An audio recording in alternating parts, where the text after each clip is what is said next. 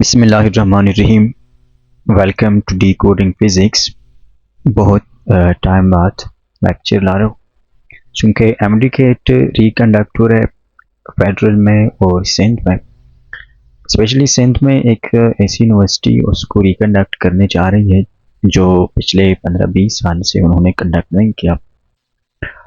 तो इस वजह से ये अंदाज़ा लगाना कि इनका टेस्ट किस तरह होगा ये मुश्किल है थोड़ा सा। फिर भी मैंने इस पहले लेक्चर में कुछ एमसीक्यूज इंक्लूड की है। आई भी है सक्कर जो इस साल एमडीकेट कंडक्ट कर रहे हैं उनके पास्ट पेपर्स है, तो उनकी डिटेल डिस्कशन करेंगे इस लेक्चर में। फिज़िक्स के पूरे सिलेबस के रैंडम एमसीक्यूज हैं, इसमें बहुत सारे टॉपिक्स वो कवर हो जाएंगे इस लेक्चर में। और इंशाल्लाह ये टोटल 6 लेक्चर्स होंगे जिसमें हम कोशिश करेंगे कि वो एरियाज कवर करें जो ज़्यादा इम्पोर्टेंट हो और जो अभी तक मेरे चैनल पर अवेलेबल ना हो। तो चलिए स्टार्ट करते हैं। आराम आराम से करेंगे इसको, फोकस के साथ बैठिए। क्वेश्चन नंबर 1 है कि if a radio and a bulb each of resistance is 3 ohms, दोनों का जो रेजिस्टेंस है वो 3 ओहम है यानी सेम है। Are connected in series to a 12 volt battery, और जो पावर सप्लाई है जो बैटरी है वो कितना है 12 वोल्ट है, सीरीज में कनेक्टेड है, ये चीज इंपॉर्टेंट है। The potential difference across each will be, हर इन दोनों जो रेडियो है और जो बल्ब है तो दोनों के अक्रॉस पोटेंशियल डिफरेंस को हमने फाइंड करना है, यानी वोल्टेज को हमने फाइंड करना है। दोनों का रेजिस्टेंस 3 ओहम है और 12 वोल्ट बैटरी से कनेक्टेड है। तो देखिए पोटेंशियल डिफरेंस को हम फाइंड करते ओहम लॉ से, जो कि V is equal to I R है। लेकिन इसके लिए हमें ज़रूरी है करंट को फाइंड करना कि सर्किट में करंट कितना है। तो देखिए दो तरह के कम्बिनेशंस होते हैं, एक सीरीज कम्बिनेशन होता है और दूसरा होता है पैरेलल कम्बिनेशन। ठीक है, सीरीज कम्बिनेशन यहाँ पर इंपॉर्टेंट इसलिए है कि इसमें जो करंट फ्लो करता है थ्रू ऑल सर्किट्स, जितने भी इसमें रेजिस्टर्स लगे हैं तो उन सारे के अलोंग जो करंट फ्लो करेगा वो सेम होगा। ठीक है, जबकि पैरेलल सर्किट में करंट सेम नहीं होता, जो वोल्टेज होता है वो सेम होता है अक्रॉस ईच रेजिस्टर और करंट यहाँ पे डिफरेंट होता है अलोंग ईच सर्किट। तो ये 2-3 प्रॉपर्टीज पैरेलल और सीरीज का जरूर याद रखें। यहाँ पर जो वोल्टेज होता है वो वेरिएबल होता है या डिफरेंट होता है। तो मतलब यह है कि यहाँ पर हम एक ही करंट को फाइंड करेंगे और वो दोनों के लिए होगा, वो रेडियो के लिए भी होगा, वो बल्ब के लिए भी होगा, क्योंकि सीरीज कम्बिनेशन है। तो करंट को कहाँ से फाइंड करेंगे, वो भी इसी ओहम लॉ से फाइंड करेंगे। यहाँ पर करंट के लिए सॉल्व करें तो I is equal to V divided by R, और यहाँ पर ये जो R है ये इक्विवेलेंट रेजिस्टेंस है। तो इक्विवेलेंट रेजिस्टेंस क्या होगा, दो रेजिस्टेंस है, दोनों का रेजिस्टेंस 3 ओहम है। तो सीरीज में इक्विवेलेंट किस चीज के इक्वल है, R1 प्लस R2 के। सीरीज में जो R इक्विवेलेंट है वो इक्वल होता है R1 प्लस R2 के। सिंपली ऐड करें तो 3 प्लस 3 इक्वल टू 6 हो जाएगा और वोल्टेज 12 वोल्ट है। 12 वोल्ट डिवाइडेड बाई 6, और हम इससे जो करंट आ जाएगा that is equal to 2 ampere, यानी कि इस पूरे सर्किट में 2 एम्पेयर करंट फ्लो करता है। अब इस फॉर्मूले में 2 पुट करें रेडियो के लिए और दोनों का रेजिस्टेंस इक्वल है, मतलब करंट भी दोनों के लिए सेम है और रेजिस्टेंस भी दोनों के लिए सेम है, तो दोनों के क्रॉस जो पोटेंशियल डिफरेंस होगा वो भी सेम होगा, and that is 2 multiply 3 is equal to 6 volt. ठीक है, अब एग्जैक्टली सेम क्वेश्चन को हम सॉल्व करेंगे तो सॉल्व करना आसान है, लेकिन ये जो एक्स्ट्रा पॉइंट्स मैंने कवर किए ये इंपॉर्टेंट है। हमारे जो डिस्कशन सीरीज है इसमें ये चीजें इंपॉर्टेंट होगी। Next, choose the relation which is not correct, वो वाला रिलेशन चूज करना है जो कि करेक्ट ना हो, जो गलत हो। सिंपल सी बात है, पहला रिलेशन क्या है। अब ये सारे के सारे रिलेशन यूनिट्स के टर्म में है तो इसको सही और गलत फाइंड करना थोड़ा मुश्किल होता है। तो इसका आसान तरीका ये है कि हमने इन यूनिट्स का क्वांटिटी लिखना है, यानी ampere is equal to coulomb per second. तो एम्पेयर की जगह, एम्पेयर किसके यूनिट है, करंट का यूनिट है, तो उसकी जगह पर हम करंट लिखेंगे इज इक्वल टू कूलम किस चीज का यूनिट है, चार्ज का है, और पर सेकंड तो डिवाइडेड बाय टाइम। अब ये वाला रिलेशन सही है गलत है, ये सही है। ठीक है, current is equal to charge 1 by time. दूसरा क्या, volt is equal to coulomb per second, यानी voltage is equal to Q divide by T. अब ये वाला ठीक है, नहीं ठीक, ये गलत है। क्योंकि ये करंट का फार्मूला है, वोल्टेज का फार्मूला नहीं है। तीसरे को भी जरा देखते हैं, ohm resistance is equal to V divided by I, तो ये भी ठीक है, V is equal to I R ohm law वाला फार्मूला है, थोड़ा सा रीअरेंज किया है। और डी नंबर में है कि 1 coulomb is equal to charge of 6.24 multiply 10⁻18 electron, ये भी ठीक है कि 1 कूलम चार्ज में कितने नंबर ऑफ इलेक्ट्रॉन्स होते हैं। ये भी इंपॉर्टेंट रिलेशन है, एमसीक्यूज में पूछा जा सकता है। अगला क्वेश्चन देखिए, क्वेश्चन नंबर 3, और इसमें कह रहे हैं कि a particle of charge q and mass m moving with a velocity v, ठीक है, enters perpendicularly in a uniform magnetic field v describes a circular path। जाहिर सी बात है, किसी मैग्नेटिक फील्ड में अगर चार्ज पार्टिकल परपेंडिकुलरली एंटर करता है तो वहां पर वो सर्कल में मूव करेगा, यानी सर्कुलर फॉर्म में वो उसकी मोशन होगी। अब क्या पूछ रहा है, what while be the radius of that path. अब इस सर्कल का रेडियस हमसे पूछा है कि इसका रेडियस क्या होगा, यानी उसका फॉर्मूला क्या होगा। तो देखिए, सर्कुलर मोशन के लिए जो मस्ट फोर्स है वो सेंट्रीपिटल फोर्स है, और वो सेंट्रीपिटल फोर्स इस केस में मिलता है मैग्नेटिक फोर्स से, यानी centripetal force is equal to magnetic force. तो एफ सी यानी F centripetal force is equal to F magnetic force. इसका डेरिवेशन थोड़ा सा करते हैं, centripetal force is equal to M V square divided by R, और magnetic force is equal to Q V B है। Q V B sine theta है, लेकिन perpendicular का मतलब है 90 degree, and sine 90 is equal to 1, तो उसको लिखने की जरूरत नहीं है। अब एक वेलोसिटी के साथ खत्म हो जाएगा, और रेडियस के लिए इसको सॉल्व करें, तो रेडियस के लिए स्पेस सॉल्व करना है, रेडियस को पहले उस तरफ पे शिफ्ट करें, तो ये हो जाएगा m v is equal to r into q B, फिर क्यू बी को इस तरफ शिफ्ट करें तो r is equal to M v divided by q B. ये रेडियस का फॉर्मूला बन गया। इस पर न्यूमेरिकल्स वगैरह भी पूछे जा सकते हैं। M v divided by q B या बी क्यू दोनों सेम बात है, ऑप्शन ए करेक्ट है। अब देखिए, ये वाला फॉर्मूला मस्ट याद रखें, क्योंकि इसमें समटाइम्स आपको बताया जाता है कि अगर इलेक्ट्रॉन और प्रोटॉन दोनों सेम वेलोसिटी के साथ एंटर करें तो दोनों की जो रेडियस है वो किसका ज़्यादा होगा, तो उस केस में मास पे डिपेंड करेगा। प्रोटॉन की मास ज़्यादा है तो प्रोटॉन के लिए जो रेडियस होगा वो भी ज़्यादा होगा। चार्ज दोनों पर सेम है। इस तरह वेलोसिटी के बारे में आपको बताएंगे कि दो पार्टिकल्स है, उनकी वेलोसिटी इस रेशो में है तो रेडियस का रेशो क्या होगा। तो ये फार्मूला बहुत इंपॉर्टेंट है एमसीक्यू सॉल्यूशन के रिलेटेड। अगला है कि लाइट ऑफ वेवलेंथ हमें गिवन है consist of protons whose energy एस। अगर इतने वेवलेंथ की लाइट है तो उसमें जो प्रोटॉन्स है उन प्रोटॉन्स की एनर्जी क्या होगी। तो इसके इसमें एनर्जी ऑफ प्रोटॉन्स का formula E is equal to h c divide by lambda is equal to h f से ही ये फार्मूला निकलता है। इसमें वैल्यूज पुट करें, एच की वैल्यू प्लैंक कांस्टेंट है 6.63 multiply by 10 to the power -34 joule second. सारे यूनिट्स ठीक है तो बस लिखने की जरूरत नहीं है। मल्टीप्लाई बाय सी है speed of light 3 multiply by 10 to the power 8। ये इसलिए कर रहा हूँ ना कि आपको थोड़ा कैलकुलेशन समझा रहा हूँ कि कैलकुलेशन कैसे करने हैं। कोई कैलकुलेटर की जरूरत नहीं है। डिवाइड बाय लैम्डा जो कि हमें गिवन है 15 multiply by 10 to the power -7। अब ये बज़ाहिर तो बहुत मुश्किल लग रहा है कि हमने कैसे कैलकुलेट करना है, लेकिन इसमें एक खूबसूरत सा पॉइंट है, और वो पॉइंट ये है कि इधर 3 है इधर 15 है, तो 3 1 3 एंड 3 5 15। अब 6.63 को अगर 5 पर हम डिवाइड करते हैं तो जाहिर सी बात है कि इससे आंसर जो आएगा वो 1 पॉइंट समथिंग आएगा, 1.2 या 1.3 समथिंग आएगा। ये हम अप्रोक्सीमेट कर सकते हैं। और इस तरफ देखिए ये -7 है तो ये ऊपर चला जाएगा, ये +7 हो जाएगा। और ओवरऑल जो 10 का पॉजिटिव पावर है ये 10 टू द पावर +15 और ये -34। तो +15 और -34 से क्या आता है 10 टू द पावर -19 और यूनिट जॉल ही आएगा, क्योंकि सारे यूनिट्स ठीक है तो एनर्जी का यूनिट जॉल आएगा।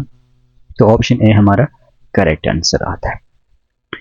नेक्स्ट क्वेश्चन है question number 5। Electrons structures of atoms are not involved in the emission of। इसमें से कौन से एमिशन कौन से वेव्स को प्रोड्यूस करने के लिए इलेक्ट्रॉन स्ट्रक्चर ऑफ एटम्स वो इन्वॉल्व नहीं है, उनका कोई काम नहीं है इसमें। तो वो गामा रेज है। क्यों? क्योंकि गामा रेज जो है वो एमिट होते हैं न्यूक्लियस से, ठीक है, वो न्यूक्लियस में एक्साइटेशन और डी एक्साइटेशन की वजह से प्रोड्यूस होते हैं। तो इसमें इलेक्ट्रॉन्स का कोई काम नहीं है। ये जो एक्सरेज है ये भी इलेक्ट्रॉन्स की वजह से होते हैं कि जब इलेक्ट्रॉन्स वो उनकी ट्रांजिशन होती है इनर्शियल इलेक्ट्रॉन्स के साथ आउटर से एक इलेक्ट्रॉन आता है, इनर इलेक्ट्रॉन के साथ वो इंटरेक्शन करता है तो एक्स रेज को प्रोड्यूस करता है। स्पेक्ट्रल लाइंस भी इमिट होती है इलेक्ट्रॉन की ट्रांजिशन के, जब इलेक्ट्रॉन एटम के अंदर एक्साइट और रीएक्साइट होते हैं तो स्पेक्ट्रल लाइंस इमिट होते हैं। इस तरह फोटो इलेक्ट्रॉन भी जब फोटॉन्स आती है किसी मेटल पर पड़ता है और इलेक्ट्रॉन्स को इमिट करता है। तो बाकी तीनों में जो है इलेक्ट्रॉन्स की इन्वॉल्वमेंट है, गामा रेज की एमिशन में कोई इलेक्ट्रॉन्स की इन्वॉल्वमेंट नहीं है। नेक्स्ट है जनाब, when electron in hydrogen atom jumps from higher orbit to the fifth orbit the set of lines emitted are called. अगर फिफ्थ ऑर्बिट में आ जाए तो सबसे लास्ट पांचवा जो सीरीज है स्पेक्ट्रल लाइंस की वो वाली एमिट होगी, और वो कौन सा है, वो पी बंड है। ये पांचों याद रखें, ये बहुत इंपॉर्टेंट है। अगर n इज इक्वल टू 1 में आ रहा है, इलेक्ट्रॉन ट्रांजिशन कर रहा है किसी हायर स्टेट से n is equal to 1 state में आ रहा है, तो यहाँ पर जो सीरीज एमिट होगी वो होगी लेमन सीरीज। अगर n इज इक्वल टू 2 में आ रहा है, किसी भी ऊपर इससे हायर लेवल से 3 से आ रहा है, 4 से, 5 से, 6 से, यह काम नहीं है। लेकिन अगर जो एंड वाला जो फाइनल स्टेट है वो n इज इक्वल टू 2 है, तो यहाँ पर जो सीरीज होगी वो होगी पाल्मर सीरीज। ठीक है। तीसरे नंबर पर अगर n इज इक्वल टू 3 में आ रहा है तो कौन सा होगी, ब्रैकेट सीरीज हो गई। अगर n इज इक्वल टू 4 में आ रहा है तो पास्टन होगा, और अगर n इज इक्वल टू 5 में आ रहा है तो पी बंड सीरीज होगा। ये बहुत इंपॉर्टेंट है हाइड्रोजन एटम के लिए। Question 7. Why gamma radiations are used to kill bacteria to sterilize surgical equipments? देखिए मेडिकल में जो इक्विपमेंट्स यूज होते हैं ट्रीटमेंट के दौरान, तो उनको स्टेरलाइज किया जाता है। स्टेरलाइज मतलब जो उनकी एक किस्म की सफाई होती है, ताकि उन पर जो भी माइक्रोब्स है, चाहे बैक्टीरिया है, फंगी है, कोई भी किस्म है, उनको किल किया जाए, उनको ख़त्म किया जाए, और इस प्रोसेस को हम बोलते हैं स्टेरलाइजेशन। इस स्टेरलाइजेशन में जो वेव्स यूज होती है वो गामा रेडिएशन यूज होती है। तो क्वेश्चन में कह रहे हैं कि क्यों गामा रेडिएशन यूज होती है। अब मजे की बात यह है कि जो ऑप्शंस हमें गिवन है 3 ABC, तीनों ऑप्शंस गामा रेडिएशंस के रिलेटेड ठीक है। They are chargeless, they have no mass and they have highest penetration power. लेकिन इस मकसद के लिए जो गामा रेज यूज होते हैं, इसका रीज़न यह है कि इनकी जो पेनिट्रेशन पावर है वो ज़्यादा है, अल्ट्रा वायलेट रेडिएशन से भी ज़्यादा है इनकी पेनिट्रेशन पावर, और इसलिए से ये जो है बहुत डीप तक, गहराई तक ये माइक्रोब्स और जर्म्स वगैरह को किल कर सकती है। आगे जाए हम, the name of most useful tracer. Tracer ये जो है वो मेडिकल में भी यूज़ होती है, जो मॉलिक्यूल्स और एटम्स की मोशन है उसको ट्रेस करने के लिए, और कार्बन डेटिंग में भी यूज़ होती है। तो कहते हैं कि इनमें से कौन सा एटम है जो कि मोस्ट यूजफुल है, तो वो कार्बन 14 है। ठीक है, एक तो ये रेडियो एक्टिव है, और दूसरी इसकी प्रॉपर्टी यह है कि एबंडेंट है, और इसकी जो हाफ लाइफ है वो भी ज़्यादा है।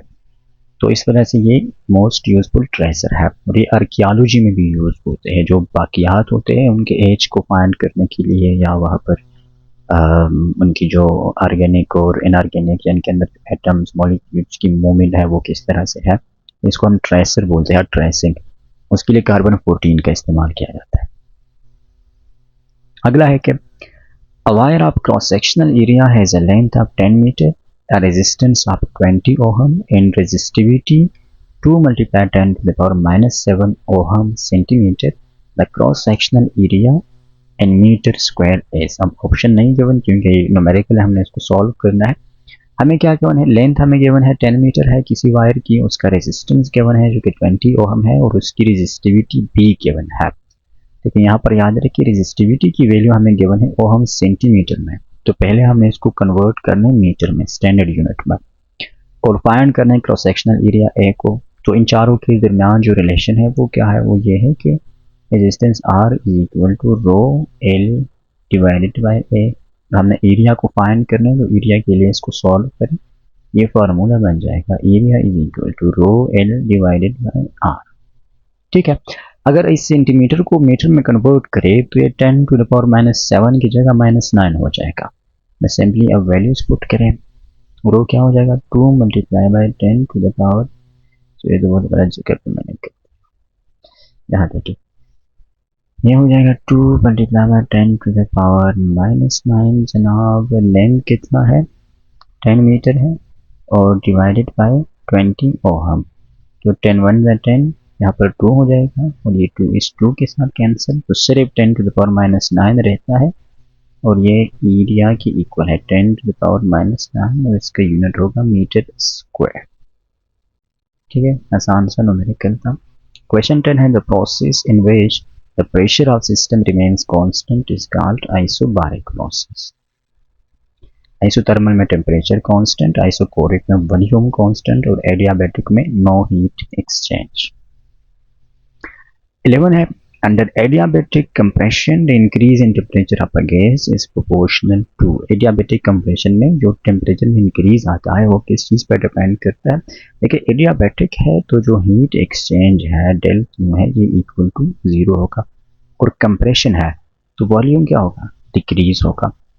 अब वॉल्यूम को डिक्रीज करने के लिए ज़रूरत है किसी एक्सटर्नल वर्क डन की, और चूंकि डेल क्यू इक्वल टू 0 है तो ये जो वर्क डन है ये यूज होगी in increasing the internal energy. Internal energy को इंक्रीज करें और इंटरनल एनर्जी इंक्रीज होगी तो टेम्परेचर क्या होगा इंक्रीज होगा। इसका मतलब है कि ये जो इंक्रीज इन टेम्परेचर है ये डिपेंड करते हैं work done on the gas. Okay, option D है।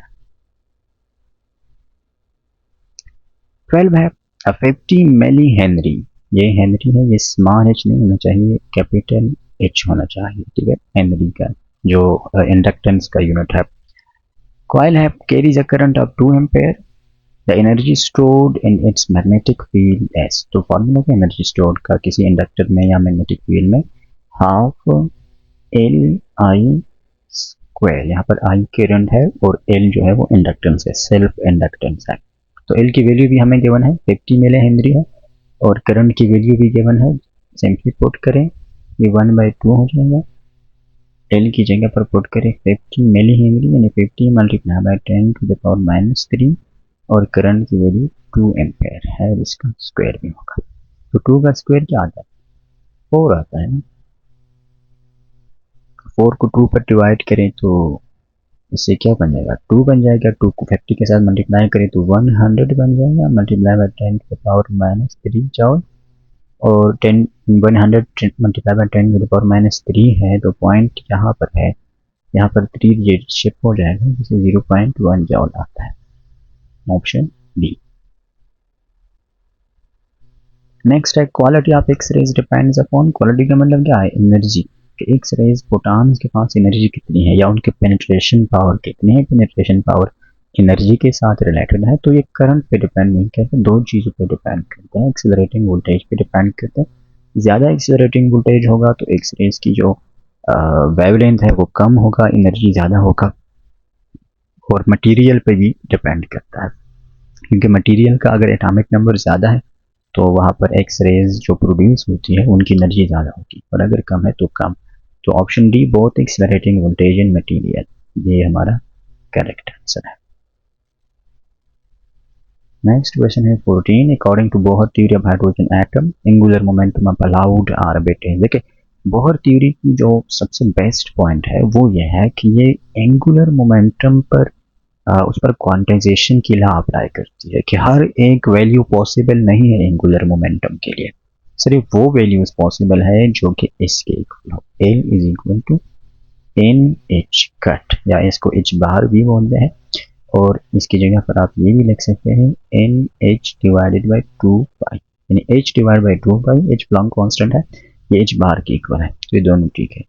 सिर्फ ये वैल्यू पॉसिबल है एंगुलर मोमेंटम के लिए, इसके अलावा पॉसिबल नहीं है। यानी कि इससे पहले हम ये तो सुन सकते हैं कि एनर्जी इज क्वांटाइज्ड, एनर्जी की हर वैल्यू पॉसिबल नहीं है। बोहर ने ये भी बता दिया कि जनाब वाला मोमेंटम भी क्वांटाइज्ड है, एंगुलर मोमेंटम, और इसकी डायरेक्शन भी क्वांटाइज्ड है, यानी हर डायरेक्शन भी पॉसिबल है। इंटरेस्टिंग थ्योरी है वैसे। क्वेश्चन 15 है if the distance between two charged bodies is double.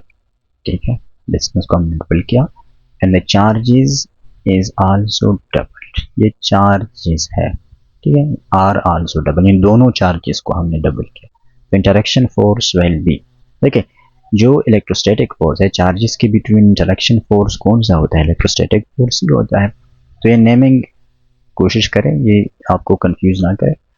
Electrostatic force distance के साथ क्या है, इन्वर्सली रिलेटेड है डिस्टेंस के स्क्वायर के साथ। तो अगर हम डिस्टेंस को क्या करते हैं, उनको डबल करते हैं यानी ज़्यादा करते हैं, तो इलेक्ट्रोस्टैटिक फोर्स कम होगा, और कितना कम होगा, 4 टाइम्स ये डिक्रीज होगा।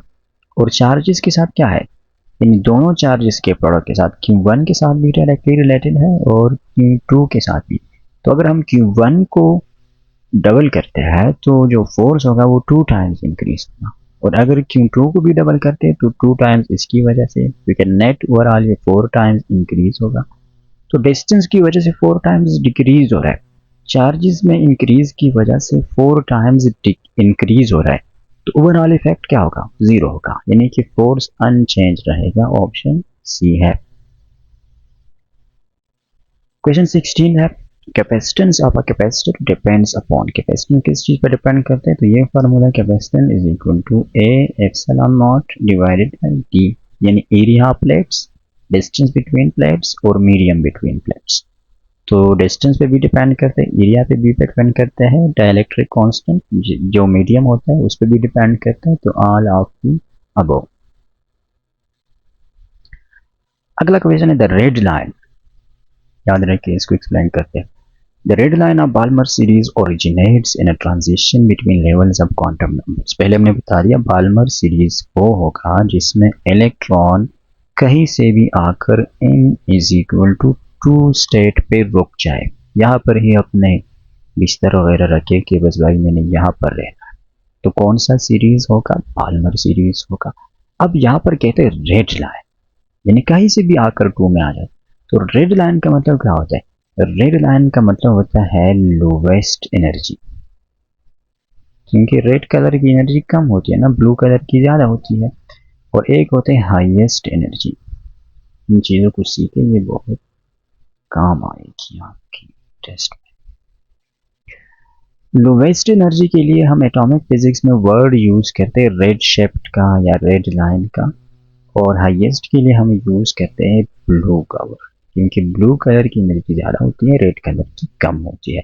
तो सबसे कम एनर्जी बाल्मर सीरीज में कब होगी, जब transition n is equal to 2 में आए, लेकिन कहाँ से आए, n इज इक्वल टू 3 से आए, 3 से 2 में आ जाए तो सबसे कम एनर्जी होगी। अगर 4 से आ जाए तो जाहिर सी बात है डिफरेंस ज़्यादा होगा, और जितना डिफरेंस ज़्यादा होगा उतना ज़्यादा एनर्जी एमिट होगी।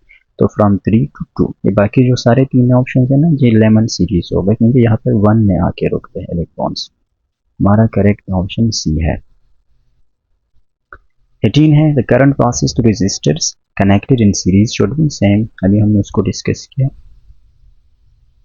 19 है if an electric kettle of 1000 watts boils a certain quantity of water in 8 minutes, how much has been generated for boiling, how much energy, यहाँ पर मैसेज है कितनी एनर्जी जनरेट होगी।